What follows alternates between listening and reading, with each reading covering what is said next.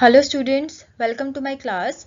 Last lecture में हमने stages in formation of a company पढ़ा था। इस चैप्टर का बच्चा एक क्वेश्चन और इम्पॉर्टेंट है, वो है प्रमोशन स्टेज से रिलेटेड।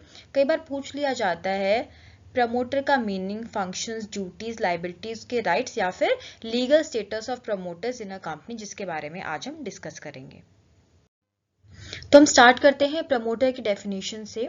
प्रमोटर की definition section 2 subsection 69 of the companies act 2013 में दी गई है। ये आपको याद रखना है, सेक्शन इंपॉर्टेंट सेक्शन है। इसमें क्या बोला गया है? Promoter means a person who has been named as such in prospectus or is identified by the company in the annual return or referred to in section 92। मतलब प्रमोटर वो person है जिसका नाम प्रोस्पेक्टस में लिखा हुआ है एज अ प्रमोटर, या फिर कंपनी के एनुअल रिटर्न में उसको एज अ प्रमोटर आइडेंटिफाई किया गया, उसको आप प्रमोटर कहोगे। दूसरा, who has control over the affairs of the company directly और इनडायरेक्टली, जिसका कंपनी के चीजों पे, कंपनी के अफेयर्स पे कंट्रोल है, चाहे वो डायरेक्टली हो या इनडायरेक्टली हो सकता है। वो as a shareholder control करे या डायरेक्टर, कैसे भी वो कंट्रोल कर रहा है। तीसरा, in accordance with whose advice, directions और instructions the board of director of the company is accustomed to act, जिसके एडवाइस, डायरेक्शन या इंस्ट्रक्शन पे बोर्ड ऑफ डायरेक्टर भी काम करते हैं। वैसे तो देखो बोर्ड ऑफ डायरेक्टर डिसीजन लेते हैं, लेकिन वो पर्सन जिसकी डायरेक्शन पे बोर्ड ऑफ डायरेक्टर्स भी काम करते हैं उसको हम प्रमोटर कहते हैं। तो ये प्रमोटर की डेफिनेशन में हमने क्या पढ़ा है? या तो भाई प्रोस्पेक्टस में उसका नाम है एज अ प्रमोटर, या कंपनी के एनुअल रिटर्न में नाम है। जो कंपनी के अफेयर्स को कंट्रोल करता है और जिसकी एडवाइस पे डायरेक्टर्स ऑफ द कंपनी भी काम करते हैं, उसको हम प्रमोटर कहते हैं। अब ये डेफिनेशन तो हमारे कंपनीज एक्ट में दी गई है। आप सिंपल वर्ड्स में क्या बोल सकते हो? A promoter is the one who conceives the idea of starting a business, organizing the necessary resources, carries out all the formalities of incorporation and brings the company into existence. Promoter वो person है जिसके दिमाग में business start करने का idea आता है, उसके लिए नेसेसरी सारे resources, land, labour, material, capital, सब कुछ वो अरेंज करता है। जो भी फॉर्मेलिटीज है इनकॉर्पोरेशन की, सारे डॉक्यूमेंट्स वो प्रिपेयर करता है और कंपनी को एग्जिस्टेंस में लेके आता है। मतलब वो पर्सन आइडिया से कंपनी को रियलिटी में बदलता है। He is known as the promoter of a company. और मैंने आपको लास्ट लेक्चर में बताया था कि प्रमोटर एक इंडिविजुअल भी हो सकता है, फर्म भी हो सकता है और बॉडी कॉर्पोरेट भी हो सकता है। Next is functions of promoters. जो हमने प्रमोशन स्टेज में फंक्शंस किए थे और यहाँ जो हम फंक्शंस करने जा रहे हैं प्रमोटर्स के, दोनों सेम है, आप कोई भी कर सकते हो, बिकॉज प्रमोटर ही वो पर्सन है जो कि प्रमोशन स्टेज को पूरी करता है। इसमें सबसे पहले हमारे पास कंसीव द बिजनेस आइडिया। सबसे पहले प्रमोटर के दिमाग में कोई आइडिया आता है, वो बिजनेस अपॉर्चुनिटी को आइडेंटिफाई करता है कि भाई हाँ, ये बिजनेस हो सकता है जिसमें प्रॉफिटेबिलिटी के चांसेस हैं। नेक्स्ट है डिटेल इन्वेस्टिगेशन। अब जो आइडिया दिमाग में आया है उसके लिए वो पूरी इन्वेस्टिगेशन करता है कि ये आइडिया प्रैक्टिकली भी है या नहीं है, कोई प्रॉब्लम तो नहीं आएगी इसको इम्प्लीमेंट करने के लिए। इसके लिए पूरी टेक्निकल, फाइनेंशियल और लीगल एनालिसिस करता है और चेक करता है कि ये प्रॉफिटेबल भी होगा या नहीं होगा। Next, name approval. प्रमोटर का काम है कि जो कंपनी बनाने की सोच रहा है उसके नाम को अप्रूव करवाए आरओसी से। Next, arrangement of documents. Company को इनकॉर्पोरेट करने के लिए जितने भी डॉक्यूमेंट्स चाहिए होते हैं सबको प्रमोटर प्रिपेयर करवाता है with the help of experts. इसमें जो मेजर 2 डॉक्यूमेंट्स हैं वो है memorandum of association and article of association. Next is appointment of professionals. अब ये सारा काम कराने के लिए प्रमोटर्स को प्रोफेशनल्स की हेल्प चाहिए होती है, तो वो उनको भी अपॉइंट कराता है, जैसे कि लॉयर, सीएस, अकाउंटेंट या फिर बैंकर्स। इन सब की वो हेल्प लेता है to complete legal and financial formalities. Next function is entering into preliminary contracts. अब ये प्रिलिमिनरी कॉन्ट्रैक्ट्स क्या होता है? इनकॉर्पोरेशन से पहले जितने भी कॉन्ट्रैक्ट्स होते हैं उनको प्री इनकॉर्पोरेशन या फिर प्रिलिमिनरी कॉन्ट्रैक्ट्स कहा जाता है, क्योंकि अभी कंपनी रजिस्टर नहीं हुई, कंपनी की सेपरेट लीगल एंटिटी नहीं है, इसलिए कंपनी अभी अपने नाम से बेसिकली चीजें नहीं कर सकती। तो सारे कॉन्ट्रैक्ट्स प्रमोटर अपने नाम पे करता है, जैसे कि जितने भी एग्रीमेंट हो गए related to property, supply, technical हुआ, या और भी जितने भी कॉन्ट्रैक्ट्स हैं सारे के सारे प्रिलिमिनरी कॉन्ट्रैक्ट्स में आते हैं, जो कि प्रमोटर करता है। Next is filing with registrar of companies. ROC. अब प्रमोटर का क्या काम है, कंपनी को इनकॉर्पोरेट करवाना। उसके लिए जो उसने डॉक्यूमेंट्स प्रिपेयर करे थे, अब वो आरओसी को फाइल करेगा एमसीए पोर्टल पे। Next is certificate of incorporation. ये प्रमोटर का ही काम है कि वो आरओसी को अप्लाई जो उसने भी किया था उनसे वो सर्टिफिकेट ऑफ इनकॉर्पोरेशन ले ले, अगर कोई डिफेक्ट लगता है आरओसी को उसको वो दूर करे। Next raising capital. अब कंपनी को सर्टिफिकेट ऑफ इनकॉर्पोरेशन मिल चुका है, इसका मतलब कंपनी रजिस्टर हो गई है, कंपनी की सेपरेट लीगल आइडेंटिटी बन चुकी है। अब प्रोस्पेक्टस इशू करेगा प्रमोटर और जो कैपिटल नीडेड है उसको वो रेज करेगा। Next is allotment and distribution of shares. अब इसके बाद में जो भी शेयर्स या डिबेंचर डिस्ट्रीब्यूट करने हैं, अलॉट करने हैं, ये काम करेगा। Next is certificate of commencement of business. एक बार सारा काम हो जाए, लेकिन फिर भी अभी कंपनी स्टार्ट नहीं हो सकती है जब तक certificate of commencement of business ना दे दिया जाए।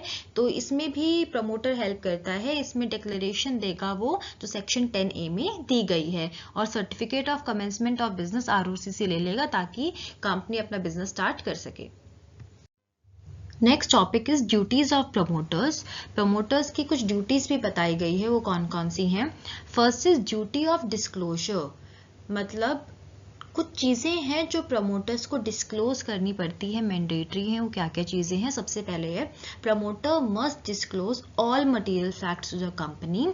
जितने भी मटेरियल का मतलब होता है इंपॉर्टेंट, जितने भी इंपॉर्टेंट फैक्ट्स हैं, चाहे वो कॉन्ट्रैक्ट से रिलेटेड हो, चाहे उसका किसी कॉन्ट्रैक्ट में इंटरेस्ट है, क्या प्रॉपर्टी उसने परचेज करी है, सबके बारे में डिस्क्लोजर प्रमोटर को करना होता है कंपनी को। नाउ द पॉइंट इज ये डिस्क्लोजर किसको करना है उससे, तो the disclosure should be made to the board of directors. तो बोर्ड ऑफ डायरेक्टर को अगर जब कंपनी बन गई है, बोर्ड ऑफ डायरेक्टर्स बन चुके हैं, अगर उनको बता देता है चीजें तो मानेंगे हाँ चीजें डिस्क्लोज हो चुकी हैं, या फिर आर्टिकल ऑफ एसोसिएशन में वो बता सकता है। या फिर अगर कंपनी की कैपिटल पब्लिक से रेज हुई है तो प्रोस्पेक्टस में भी वो इंपॉर्टेंट फैक्ट्स बता सकता है। सबसे मेन अगर बोर्ड ऑफ डायरेक्टर्स को बता दिया है, डिस्क्लोज कर दिया है, इट मीन्स कि important facts are disclose. Next is duty not to make secret profits. मैंने अभी बताया उसको सारी चीजें डिस्क्लोज करनी होती है, तो इसका मतलब वो कोई भी सीक्रेट प्रॉफिट्स नहीं कमा सकता। सीक्रेट प्रॉफिट्स वो प्रॉफिट्स होते हैं जिसके बारे में उसने डिस्क्लोज नहीं किया, डिटेल नहीं दी है।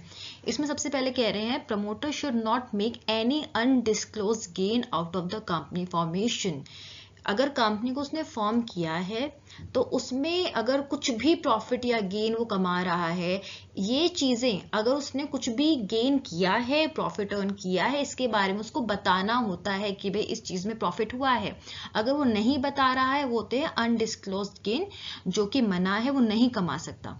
Next is if they sell their own property to the company at a profit, the profit must be disclosed. Again यहाँ पे डिस्क्लोजर और सीक्रेट प्रॉफिट की बात की गई है। अगर सपोज प्रमोटर अपनी ही कोई प्रॉपर्टी, अपनी बिल्डिंग मान लो कंपनी को बेच रहा है एट अ प्रॉफिट, तो इसके बारे में उसको बताना होगा, वो छुपा नहीं सकता इस चीज को।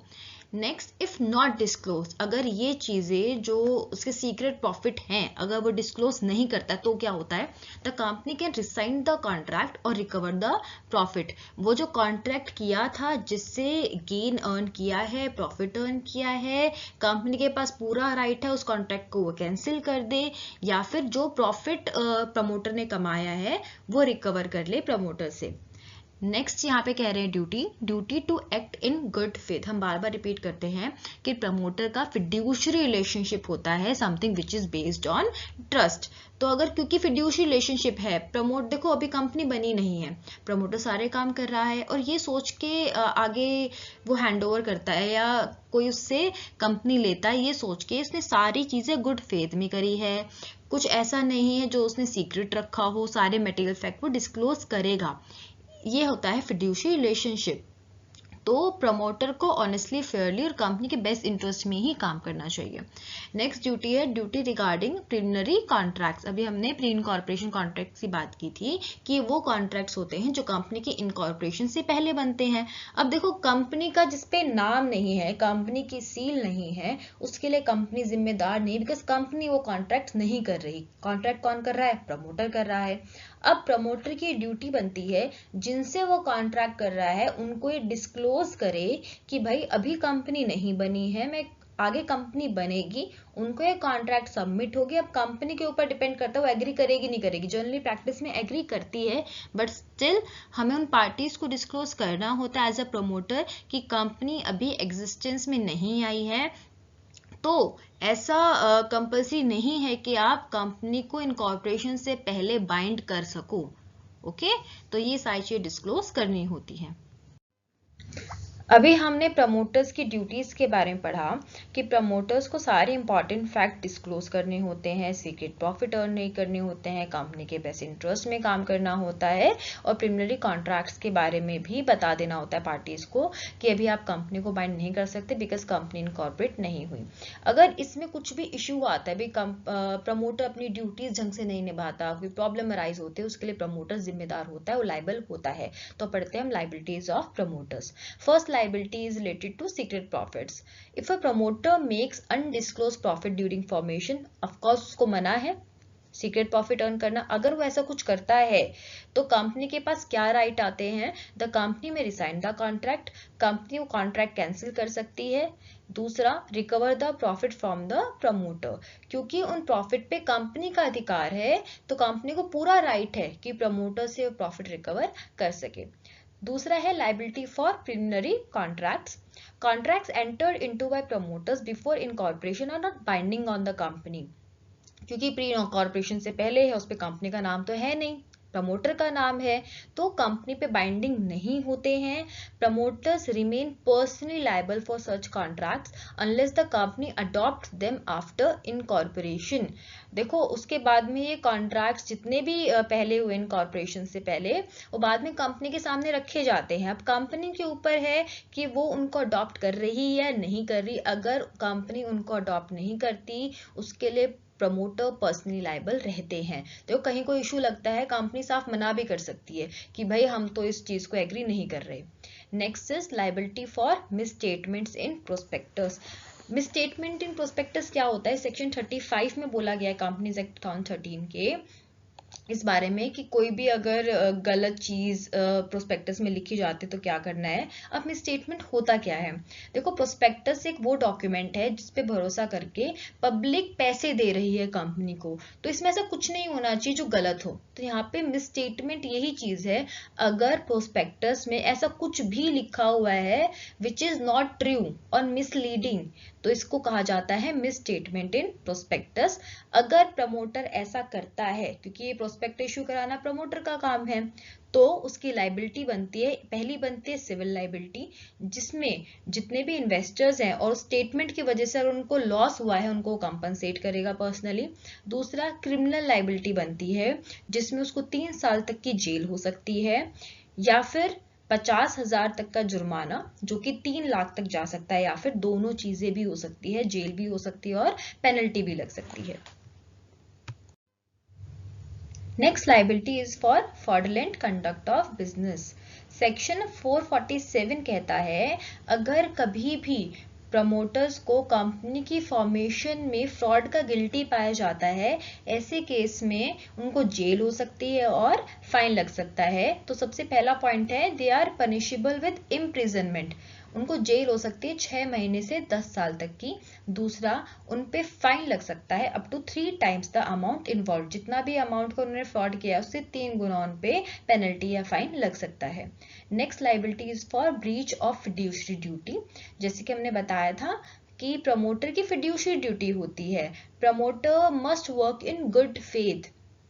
अगर वो ऐसा नहीं करते, if they misuse their position और cause loss to the company, they are personally liable to compensate. अपनी पोजीशन का वो यूज कंपनी के लॉस के लिए कर देते हैं, कुछ गड़बड़ कर रहे हैं, ऐसे केस में उनको पर्सनली उस चीज को कंपनसेट करना होता है, they are liable for that.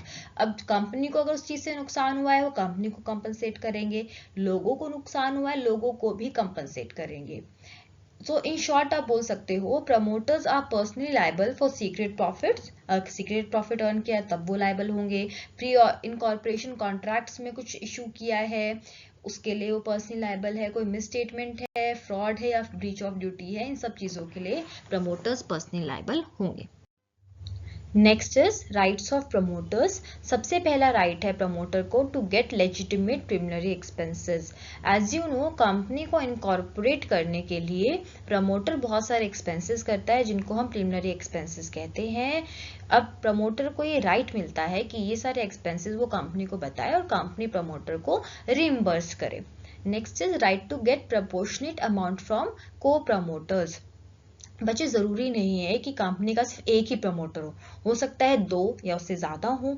अगर सपोज कभी ऐसा हुआ कि 3 प्रमोटर थे, कोई एक गया कॉन्ट्रैक्ट के लिए, वहां पे उस कॉन्ट्रैक्ट में उसके 3 लाख खर्च हो गए, अब वो पूरी की पूरी पेमेंट करके आया, तो उसको भी राइट मिलता है कि बाकी के 2 प्रमोटर से वो 1-1 लाख रुपए मांग सकता है। तो क्या कह रहे हैं, if one page more than his share of expenses he can recover proportionate amount from को प्रमोटर्स। जैसे कि आप लोग मान लो कहीं पे गए, आप अपने फ्रेंड्स के साथ गए और वहां पे कोई बिल भरा, एक पर्सन ने भर दिया तो बाकी लोगों से वो कॉन्ट्रीब्यूशन ले सकता है। This is something like that only.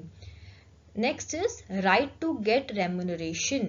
देखो वैसे तो देखा जाए कि प्रमोटर का कोई कॉन्ट्रैक्ट नहीं है कंपनी के साथ में, कोई फिक्स रेम्यूनरेशन डिसाइड नहीं हुआ है, लेकिन प्रमोटर्स बहुत एफर्ट लगाते हैं कंपनी को इनकॉर्पोरेट करने के लिए, तो उनको रिवॉर्ड बनता है।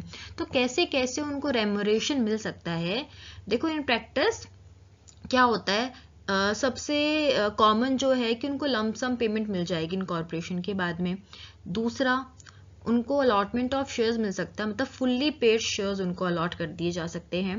तीसरा, option to purchase shares at discount, उनको ये भी ऑप्शन दिया जाता है कि वो शेयर्स को कंसेशनल प्राइस या फिर डिस्काउंट जिसको आप बोल सकते हो उस पर परचेज कर सकते हैं। नेक्स्ट, कमीशन ऑफ शेयर्स या फिर डिबेंचर इशूड, जो कंपनी अपनी सिक्योरिटी इशू कर रही है, पब्लिक को सेल कर रही है, उस सेल का कमीशन प्रमोटर को दिया जा सकता है। इसके अलावा 1-2 चीजें और आती हैं, जैसे कि उनको प्रॉफिट मिल सकता है सेल ऑफ प्रॉपर्टी पे, कि अपनी प्रॉपर्टी अगर प्रमोटर कंपनी को सेल कर रहा है एक प्रॉफिट पे, बशर्ते कि वो फुल डिस्क्लोजर करे, भाई इतना कॉस्ट से इतना प्रॉफिट पे मैं बेच रहा हूँ, तो वो प्रॉफिट उसका हो जाता है। फुल डिस्क्लोजर यहाँ करना जरूरी है, अदरवाइज उसको फिड्यूशरी ड्यूटी पे प्रोविजन लग जाएगा और लायबल हो जाएगा। इसके अलावा भी और बेनिफिट्स को मिल सकते हैं इन चीज़ों के अलावा, लाइक उसको एक पोजीशन दीजिए कंपनी पे, एमडी बना दिया जाए या मैनेजर या एक कंसल्टेंट फ्यूचर के लिए बना दिया जाए, जिसमें उसको रेगुलर सैलरी मिल सकती है, एक्स्ट्रा बेनिफिट उसको मिल सकते हैं। Next is legal status of promoters. कई बार पूछा जा सकता है कि प्रमोटर की कंपनी में लीगल पोजीशन या स्टेटस क्या है, तो आप क्या बताओगे कि companies act 2013 section 2 subsection 69 promoter को डिफाइन करता है, लेकिन कहीं पे भी उसको एजेंट, ट्रस्टी या एम्प्लॉयज का स्टेटस नहीं देता। तो इसका लीगल स्टेटस क्या है, बोलोगे बहुत यूनिक स्टेटस है। सबसे पहले डिफाइन करोगे कि भी ना तो एजेंट है, क्योंकि एजेंट प्रिंसिपल के बिहाफ पे काम करता है, यहाँ पे तो प्रिंसिपल है ही नहीं, मतलब कंपनी अभी एग्जिस्ट ही नहीं करते द टाइम ऑफ प्रमोशन। इसका मतलब प्रमोटर को एजेंट नहीं कहा जा सकता before incorporation. Again, he is not a trustee और एम्प्लॉय। ट्रस्टी वो पर्सन होता है जो बेनिफिशियरी की बेनिफिट के लिए प्रॉपर्टी होल्ड करता है। यहाँ पे प्रॉपर्टी खरीद तो रहा है प्रमोटर, लेकिन बेनिफिशियरी नहीं है, अभी कंपनी अभी एग्जिस्टेंस में नहीं है, तो अगेन उसको ट्रस्टी नहीं कहा जा सकता, एम्प्लॉय भी नहीं कहा जा सकता, क्योंकि कोई एम्प्लॉयमेंट कॉन्ट्रैक्ट नहीं है। तो आप क्या बोलोगे कि उसका लीगल स्टेटस क्या है, उसकी लीगल स्टेटस एक फिड्यूशरी पोजीशन में है। कोर्ट्स ने बार बार ये केसेस में बोला है कि promoters occupy a fiduciary position towards the company.